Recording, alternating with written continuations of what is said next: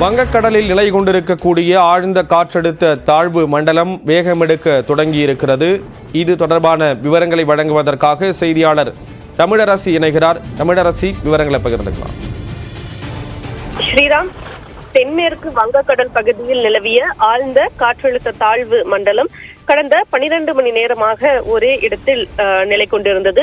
இந்த நிலையில் தற்போது அது 3 கிலோமீட்டர் வேகத்தில் நகர துவங்கி இருக்கிறது.